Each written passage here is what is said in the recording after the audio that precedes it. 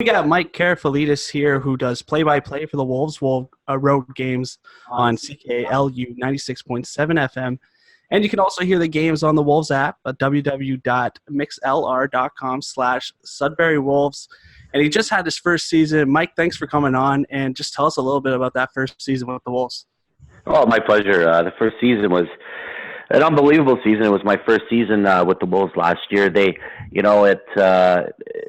It was unreal. Like it came in, everyone was not expecting the Wolves to really do well and to be kind of like, in the middle of the pack or eighth or ninth and not making the playoffs and whatnot. And it was a really young team and it was unbelievable to broadcast that type of season, especially led by Ukko-Pekka Luukkonen and of course Quentin Byfield. And it was a really hard working team and pleasure to be around the coaches and stuff, and you can really see something special happening. But it was a great year, and I look forward to this year as well to being even better. Yeah, so you said like a big part of that was obviously Quentin Byfield that got the Wolves from being kind of a middle of the pack team to a bit of a surprise. Had 5 points in 5 games at the Hlinka Gretzky Cup. A big guy. What kind of expectations do you have for him for next year? Well, he's entering his draft year this year. So I think he's going to get even better because last year, game by game, he got better and better as the year went on. He was able to score points, but I think the key for him was he started off, and he'll tell you himself as an offensive player, but he learned more of the 200-foot game, which is Corey Stillman, and he gives a lot of credit to Corey Stillman, and Corey Stillman is that kind of a coach. Like he'll coach everybody to play that 200-foot game. And Quentin Byfield, he learned that, and as well, he got better and better. And he was just a quiet leader out there. I mean, for a 16-year-old, you're talking about the Hlinka tournament as well. I mean, he could have scored at least, to me, in my eyes, probably about 10 goals. But he was so unselfish with the puck, and he's got great hands and great vision. But again, the guy just grew game by game, and he's a true professional. But he was unbelievable last year, and look for him to have an even better year this year, especially with this key core coming back. And then with Byfield, obviously he's the main focal point, but there was other players on the team that rose to the occasion and kind of gave them some added depth. Who do you think really stepped it up last year? Oh, absolutely. There was a bunch of guys that stepped it up. I mean, this wasn't a team. This wasn't a team that really had a lot of superstars besides Quentin Byfield. This was a hard-working team. I know a lot of the games, they were outshot and stuff like that. You can say, but a lot of the games they outshot the other team. So, you could say a bunch of guys really stepped up last year. You can say Shane Balicka stepped up. He'll be the overage that'll be coming back this year. Nolan Hutchison, who had a great year. Owen Robinson, who is playing unbelievable right now, who had an invite to Detroit Red Wings camp as well. Like the Pelons who will be, who are gone this year, who are playing the University of PEI, and wish them all the best, of course. And Peter Stratus and Jack Thompson. These guys and Liam Ross, I can go on and on and on. David Levin, of course, Blake Murray. These guys really stepped up last year, and it was a hard-working team. And every line went up there and played the 200-foot game, and they were able to forecheck and just forecheck and cause the turnovers, and they were able to get good scoring chances, and they were able to capitalize. So, like I said, it's just a hard-working team that just kept getting better. I mean, you briefly mentioned Blake Murray. Do you think he's going to step up at all this year?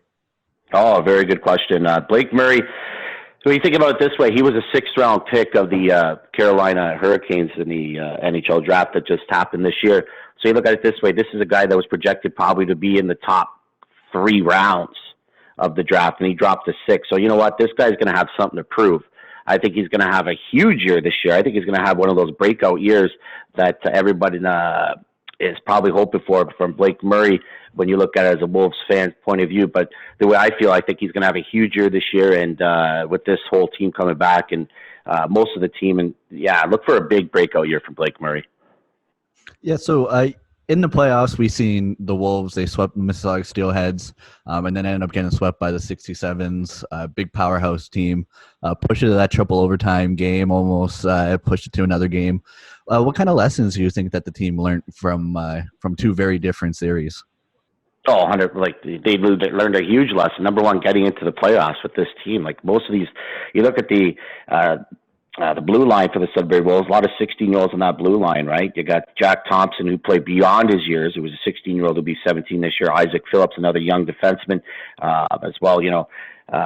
Emmett Sorensis, who played well back there. I mean, Peter Stratus, this whole blue line played unbelievable. Liam Ross, whatnot. But the lessons they learned, I mean, it was the first time in their playoffs in a very, very long time, right? And this team really gelled. They're a really, really tight-knit group. And, getting into the playoffs first, and they were very confident. They felt they could beat anybody, right? So how do you like that for a first-time playoff team that hasn't been there in a very long time and whatnot? So these guys, they learned a lot. They just ran into that Ottawa buzzsaw in that second round, right? And they're just so talented and just swept the Sudbury Wolves, no problem. But they learned a lot, and I think this year, learning the playoff experience from last year, going into this year, they're going to be even better this year. And then you kind of briefly touched on it with the young defensemen that stepped up, like Phillips and Thompson. The one thing that you could maybe argue for the Wolves past season was they lacked like a true power play quarterback. Do you see any of those guys developing into one of those like true top pairing guys that the team can lean on this year? Yeah, well, you got guys that are coming up this year, like the Sudbury Wolves. They did draft Chase Stillman, and they did draft as well Ethan Larman. They did draft Landon McCallum with their first-round pick, and the Sudbury Wolves just added Costa Manikis, right? So those are guys, too, that can help out in the power play. But looking at the roster this year, you got Thompson at the point. I mean, that I think he has one of the most accurate shots and hardest shots in the league, and he's very underrated for his age, that's for sure.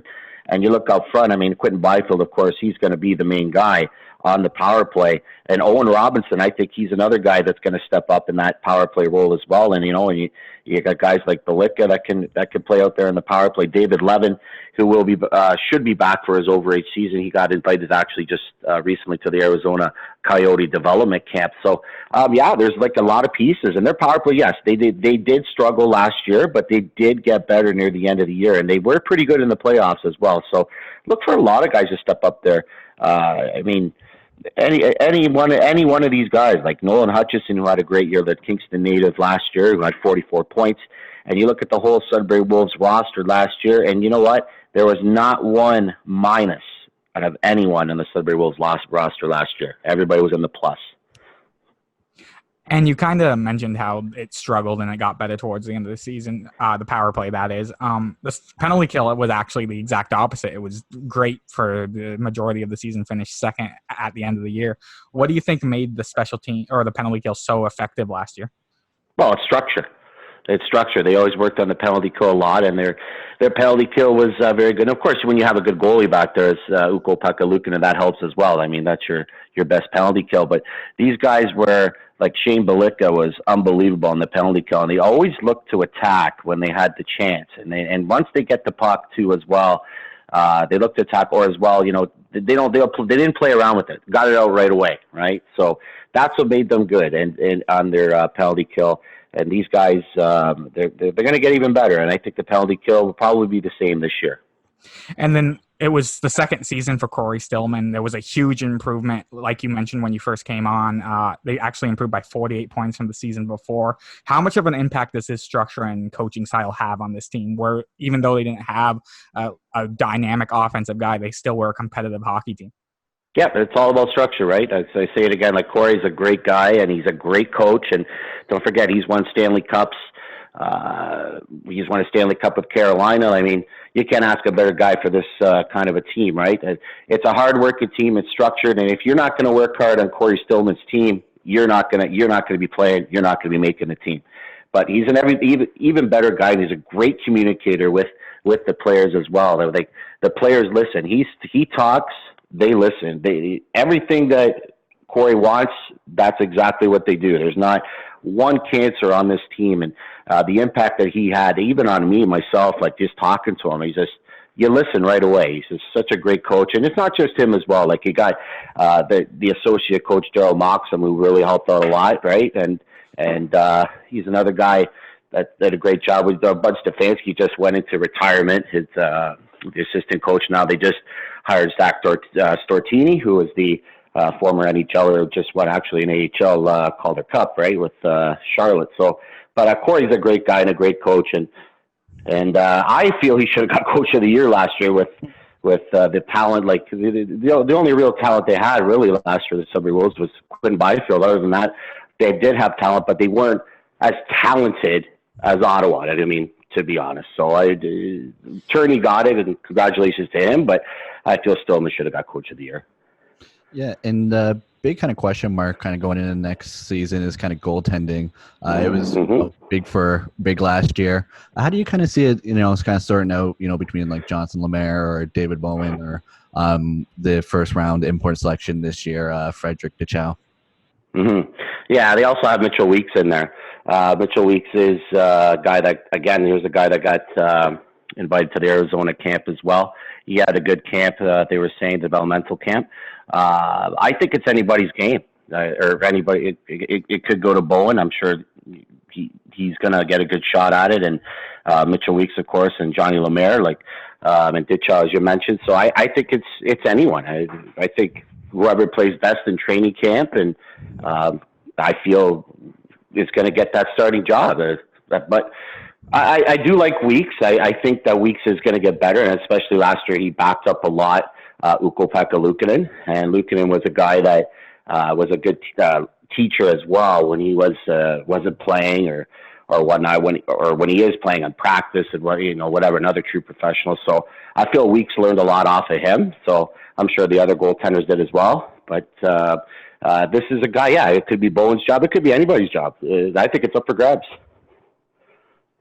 And it'll be interesting to see what plays out for the goaltending situation. But for me, my biggest question mark is David Levin. Do you think I seen that he's confirmed to come back as an OA. Do you think he might come back with a bit of a, FU year to all those people that have doubted him?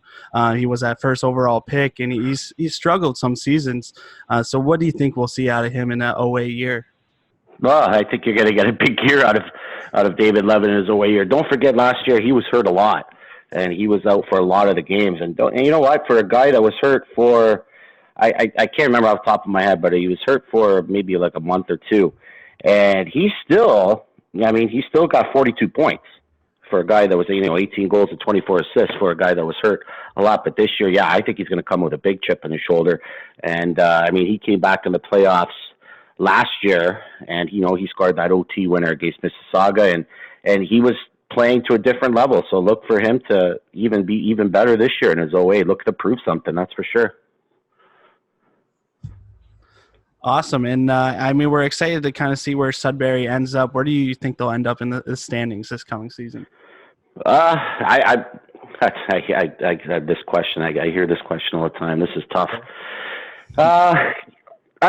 You look at teams like Niagara. You look at teams like the Ice Dogs. They lost a lot of guys, so they're probably going to drop. You look at I think Ottawa will be up there in the standings. Bulldogs, they'll be in there as well. Mississauga, I feel, is going to be probably very improved this year in the Eastern Conference. But overall, I could see the Wolves probably finishing in the top four. That's for sure. Again this year, maybe vying for a home ice first round matchup. I could really see that this year. They got a lot of speed and a lot of new additions. With I think Manikas is really going to help out a lot. Who they just signed. So I picture him in the top three and getting a first round bye. Hopefully getting into past the second round and do some damage here. I think really this year is going to be a really special year for the Sudbury Wolves. And just want to ask you quickly about Landon McCallum, Sudbury Wolves' first round draft pick this year. Well over a point per game, coming in. What kind of impact do you see him having on the Wolves? Well, he's pretty much like a Todd Marchand kind of guy, right? I think he's going to do well. Like, he's a banger, he's a crasher, he likes to set up the goals. I think he's going to have a huge impact. But he's got to make the team first, right? To make Corey Stillman's team, you got to work hard. So I'm sure I'm sure he'll do well. But what kind of an impact? Yeah, like he's like a Todd Marchand. So picture a Todd Marchand in your team. agitator, looking to score goals, looking to set them up. He's a guy that should have an instant impact, that's for sure, and he's got a lot of size and speed. So, yeah, I think he'll have a big impact this year. Well, Mike, we just want to thank you for coming on, talking to us today. I know a lot of people are excited to see how Sudbury does, and there's going to be a lot of attention on this team with Quinn Byfield in his draft year, so it'll be exciting to see how this all plays out. Yeah, thank you very much, guys. My pleasure. Thanks for having me on. Yeah, thank you.